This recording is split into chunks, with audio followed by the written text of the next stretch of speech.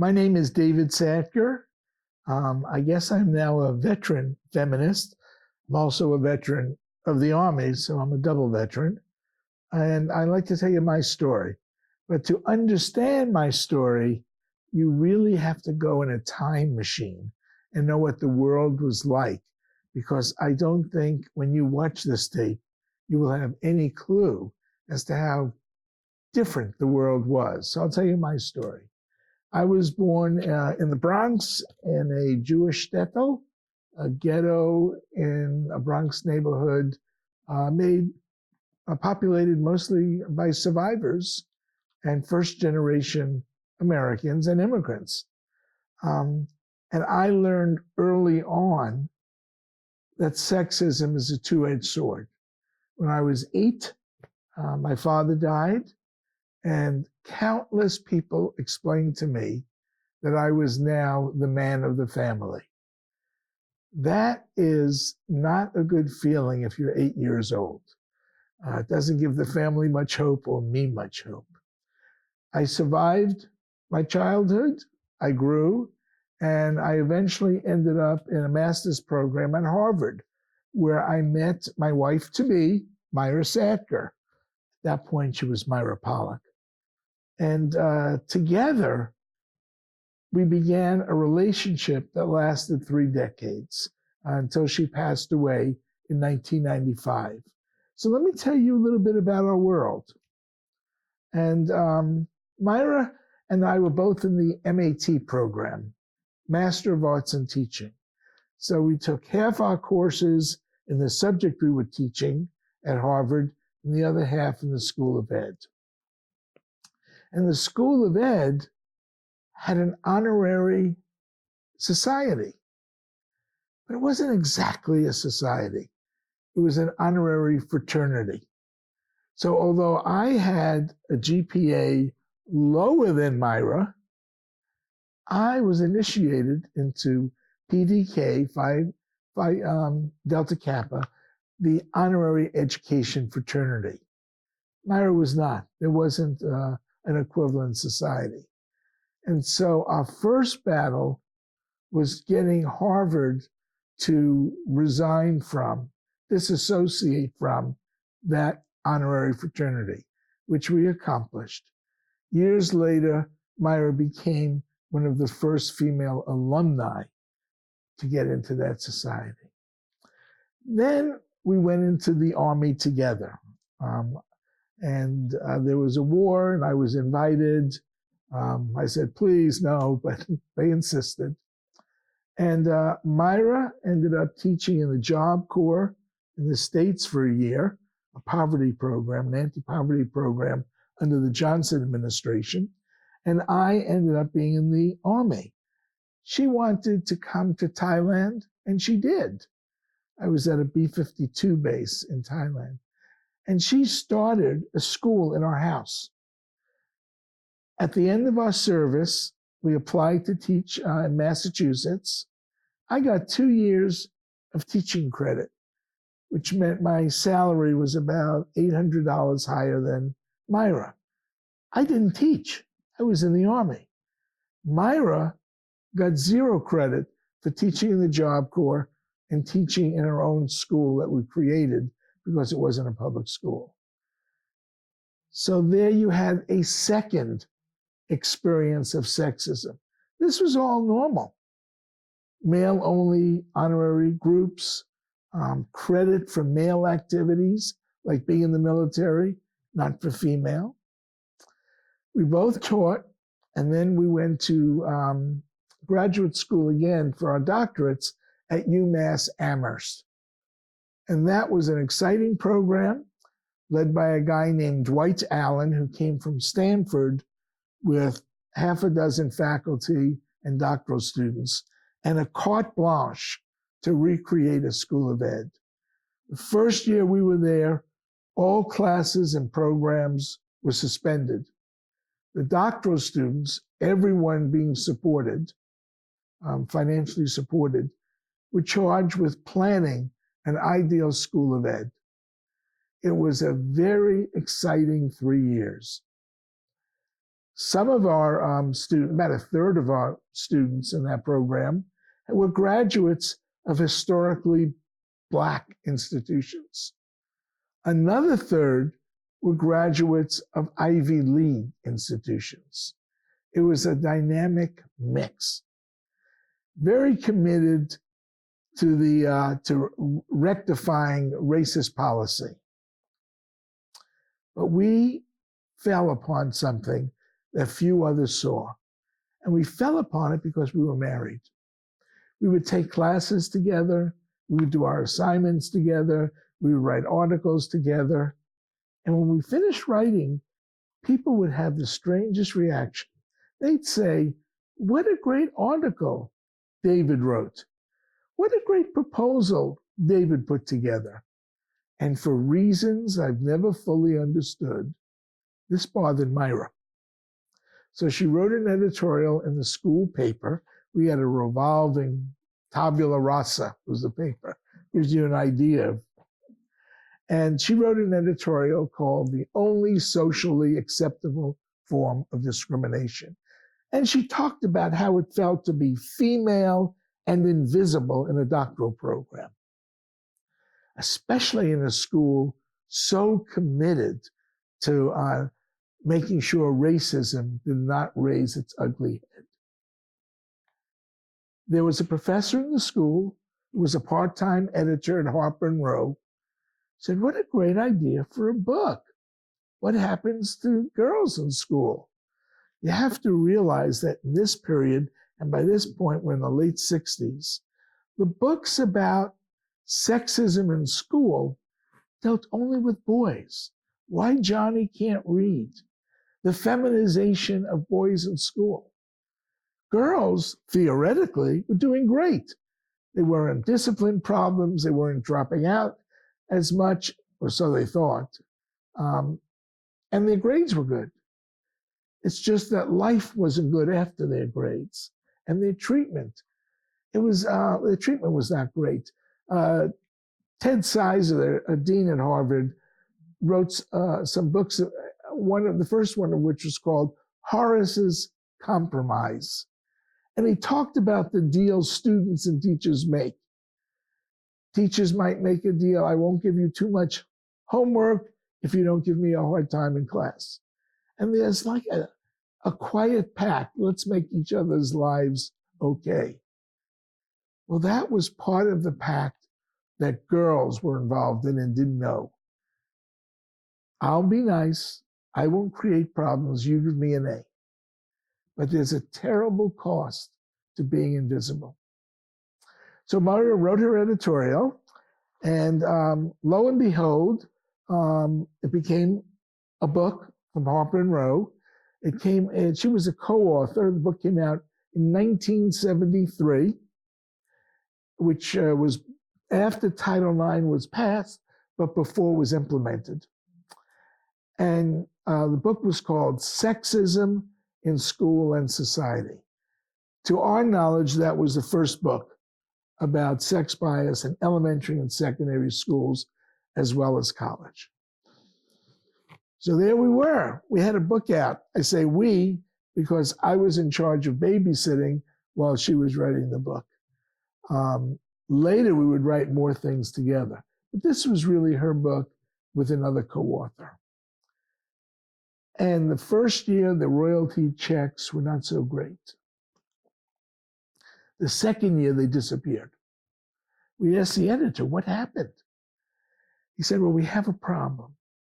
A lot of the books are being returned. Being returned, why? It seems like they were bought by pornography stores. So back in 1973, the word sexism was translating to many people as sex in school and society. Imagine their disappointment and their frustration when they open the chapter of curriculum and it's all about curriculum. They must have gone out of their minds. But that places you in the period. Let me talk about when we graduated and we had to find 2 jobs together, because this is now 1971 when we graduated. And here's how we found jobs together. The advice we were given by the dean was David should find a job in a city. And then Myra should look for another place in that city to work. The idea that Myra should find the job first, we should both find the jobs together, did not exist in this progressive school. Remember, this was not old school. This was new frontiers in education. We applied. We had 18 job offers. Only 3 were geographically doable. And the reason for that was a clause that existed then called the nepotism clause, which you didn't hire 2 family members in the same institution.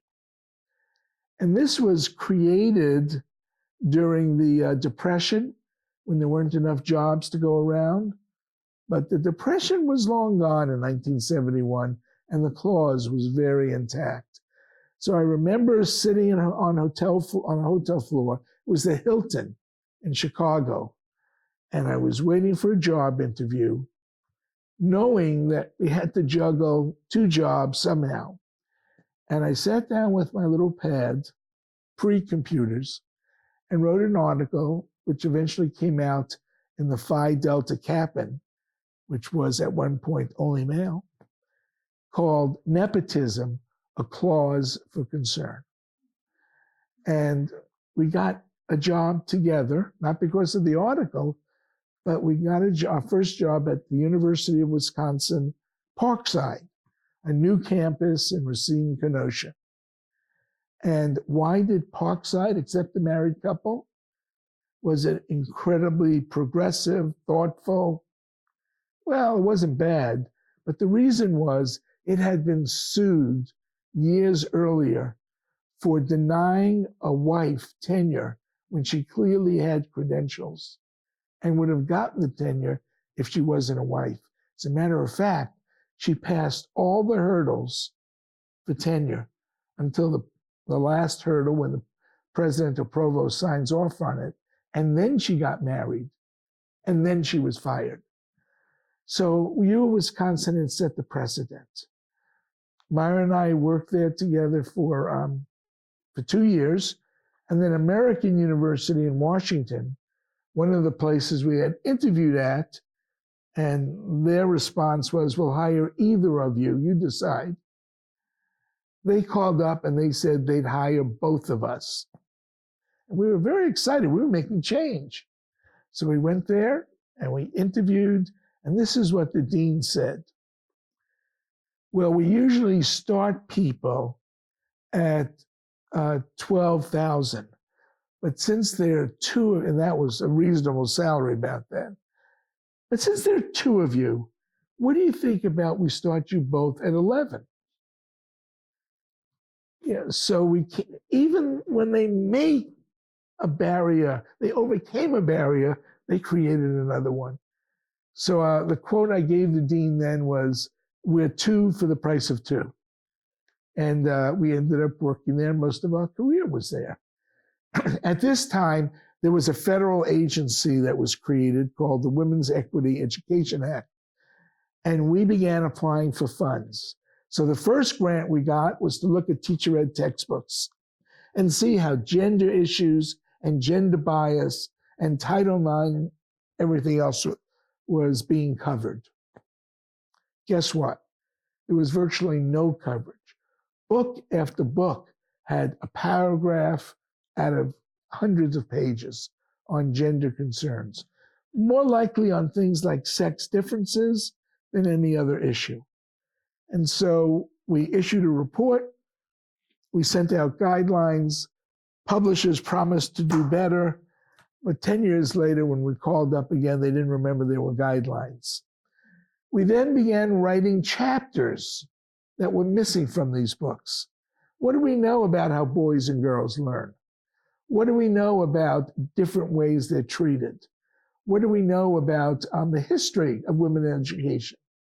That women were denied education. It was like a quiet revolution. It wasn't really until the Civil War when male students ended up dying in the war, and the universities and colleges needed students, that women found their way into many colleges, including finding their way into what was called then the ladies' courses, less valued, but filling seats and paying tuition. As a matter of fact, the integration of women into colleges went on for a century. Columbia was the last Ivy League to integrate. I think it was around 1980. And in the 1970s, the others. So you couldn't go to Harvard. You go to Radcliffe, but you couldn't go to Harvard. So we were uncovering missing chapters, missing links. It was as though civil rights could apply to race, but it could not apply to gender. That somehow didn't work. Finally, we got a grant from the National Institute of Education, which is a research grant, to look at what we wanted to look at, the heart of education, how teachers teach boys and girls differently. And it was a 3-year grant. It was in 5 states, over 100 classrooms. It was the late 70s, 78 when we started the grant. And we were finding amazing things. We were finding that males got more attention in class. Males got more praise. Males got more help. But males also got more discipline. They were penalized more in class. We discovered that students often segregate themselves when they sit down in the class. So seating, when you looked at a classroom, there were male sections and female sections. So all around the classroom world, there was a gender world, and people didn't see it, people didn't teach for it. That really summarizes chapter 1 of our research, identifying the issues and publicizing the issues. And we were very committed to publicizing it. And then we hit a speed bump. And the speed bump was Ronald Reagan. When Reagan became president, he worked very hard, his administration worked very hard at stopping all programs that had words like equity, ecology, and gender. And we had gender in our title. We had help from our project officer, who quickly changed the title a bit, but they still found us. And he decided to stop our research looking at how teachers were teaching boys and girls differently. And by the way, that research also had racial implications, because the person getting the most attention in the classroom was a white male. Second most attention was a male of color. Third was a white female, and the least attention in the class, a female of color. So that's also the pay scale in society. So the currency of the classroom was the teacher's time and talent. And it was the same currency, the same rank order that was dealing in the world, that appeared in the world of work. So what we did is we began getting political. And this is when what we thought was a very American idea, equity for all, proved how naive we were. People have a lot invested in any unequal treatment. And we didn't realize that.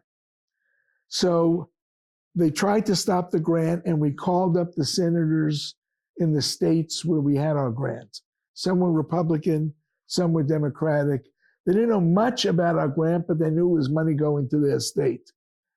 And what we got was an almost silence on evaluation. We were supposed to stifle our evaluation findings, and they cut a lot of the budget. But we kept our findings, and we began publishing them in places that people read, not academics. Redbook, Parent Magazine, Psychology Today. And we love the idea of writing in popular journals. Some academics looked down upon that. We thought the public pays for these schools, the public deserves to get the results of the research. And there we were. And then we began getting calls from TV programs. So we went on the Today Show. And that was a great experience. And I'll tell you how we had to work the Today Show to give you an idea of how much forethought was needed to survive when you were now a target of politicians. We pointed out that in classrooms, boys get the most attention. So if we went on the Today Show and Jane Pauley asked me all the questions and I answered them all, holy cat, they learn nothing from their research. What's wrong with this couple? If we go on the Jane Pauley show, onto the Today Show, and she asks Myra all the questions, guess what? What do they talk about? Males get all the attention. This woman doesn't shut up.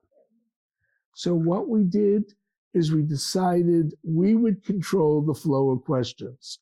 No matter who Jane Pauley was directing the question to, we would take turns. Myra would do the first question, I would do the second, Myra would do the third, I would do the fourth. We'd make sure it was equitable because the world had to see that. There was a lot of thought. Jane Pauley got a little whiplash going back and forth, don't know. But it worked out. When we timed it, there was only 9 seconds difference in how long Myra talked and how long I talked. And we thought we had it made. Wrong. The thing people said when they saw that show is, why did Myra talk so much? Because people were so used to seeing male or hearing male voices dominate that when it was equal, it seemed unfair. You know, someone once said, if fish were anthropologists, the last thing they would detect would be the water. Well, the last thing we often detect are the micro inequities that envelop us with sexism and racism, quiet little floating things like perception. We began training teachers in how to pick out who, you know, whether you talk, how to talk equally and teach equally to boys and girls. And even that needed a lot of work and a lot of psychology. So Myra and I developed a program. We would show a 5-minute classroom, actually developed as a protocol in good teaching. And we'd ask people, teachers in the audience, to rate the teacher. Was the teacher fair, some bias, or terribly biased? Most people said some bias. They were there for a workshop on bias, not surprising. And then during the course of the day, we taught them how to objectively code the classroom, count who the teacher talks to, identify what reaction the teacher gave. Was it praise? Was it criticism? Was it help? Who's getting the discipline, etc. And then they saw this, we re-showed the same video at the end of the workshop, and we asked them to code it.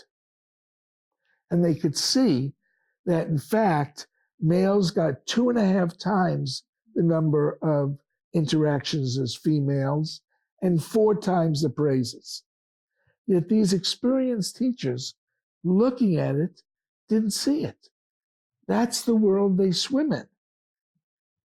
And secondly, when we had them code it, they didn't lose face or ego in front of peers because they coded it for themselves.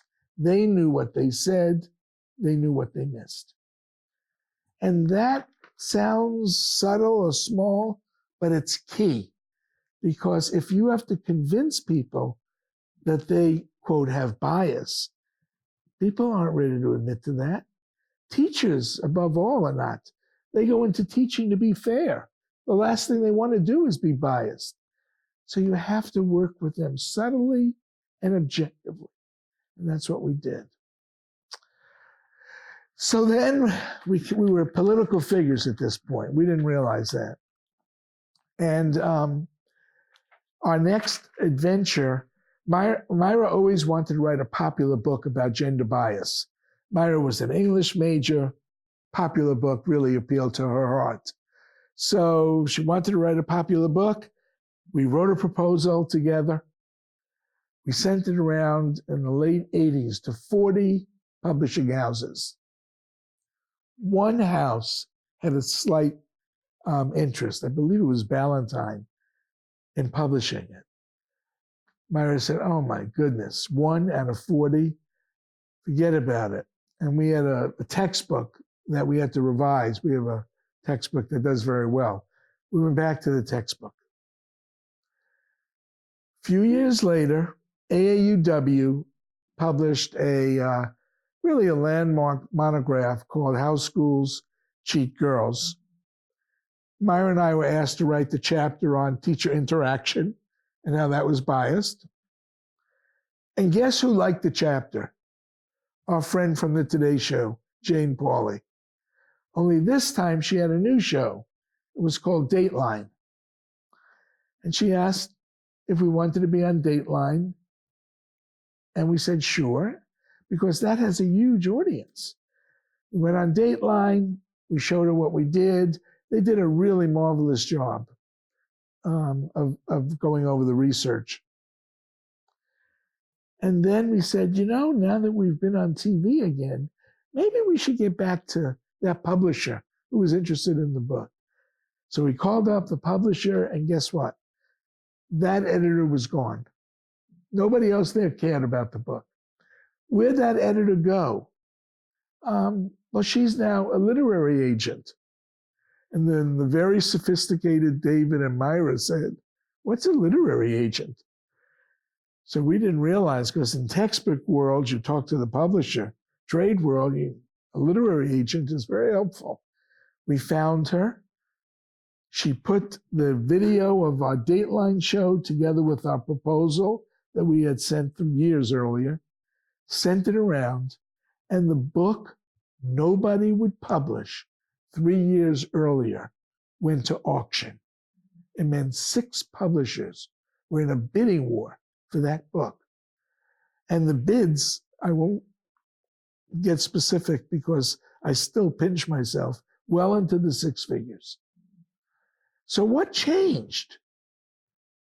Well, publishers didn't have vision as to what was going to happen, but publicity, TV appearance, a topic catching on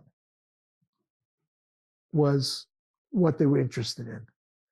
And so we got we wrote it in a year. It was that book was called Failing at Fairness. And we did another Dateline show later when the book came out. And then I discovered how much backlash you could get. Phyllis Schlafly was all over TV talking about how if David and Myra had sons instead of daughters, they wouldn't do this. Rush Limbaugh said, I heard they did no final report. It's in the library. We sent the call number. Nobody looked. They were interested in targeting us. And it's something that happens in fields like education. It happened to Dewey when people characterized his work negatively. The whole language movement was brought down. There's people politicize education. This was super political. We didn't even realize it. We went on a book tour. We did a number of shows, but the biggest book tour show to do is Oprah. The Oprah Winfrey Show sold the most books. So when we got on that show, we were very, very excited.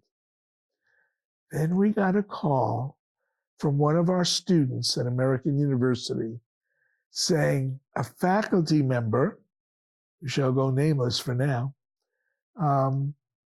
who we had voted not to give tenure to, was just flown out to Chicago to be the advocate against us, to say the research didn't exist and that, the charges were amazing.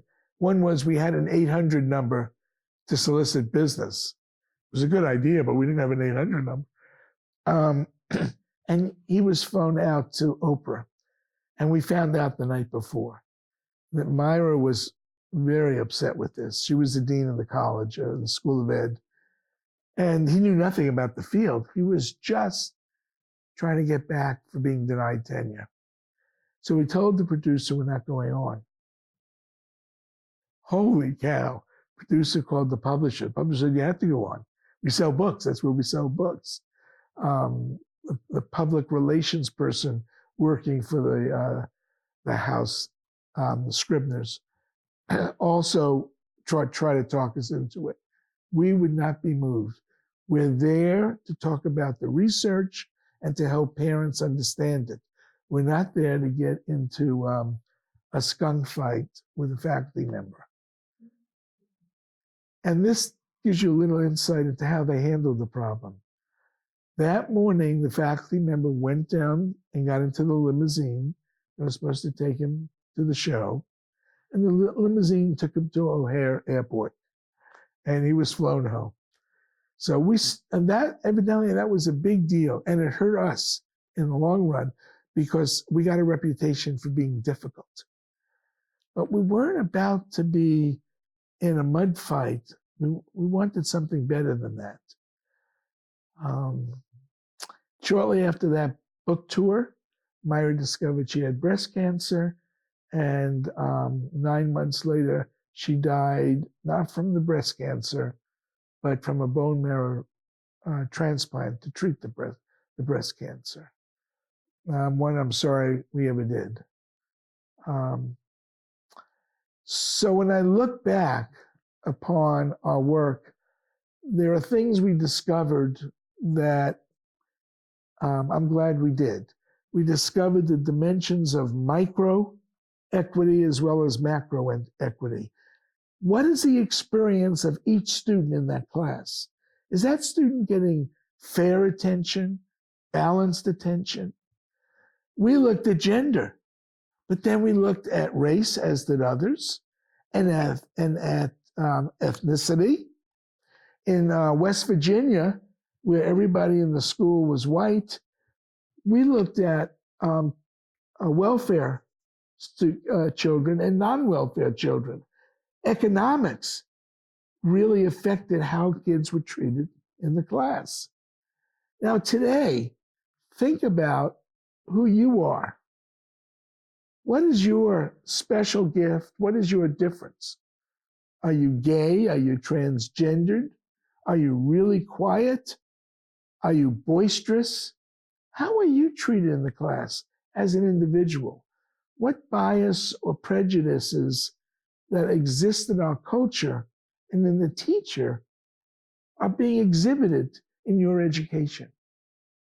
What is that doing to you? And for me, the bottom line is when we began opening up this gender Pandora box, all of a sudden women began taking math and science classes, going to medical school, taking a look at salaries and seeing what was going on. We opened the world for greater talent. I used to say then, ironically, that if the cure for cancer were in a girl's mind, we may never get it. And now we can say it broader. What ideas, what insights are in everybody's mind that the outside package they're living in is preventing us from getting? I think we could be so much richer if we learn how to balance instruction and expectations and compassion.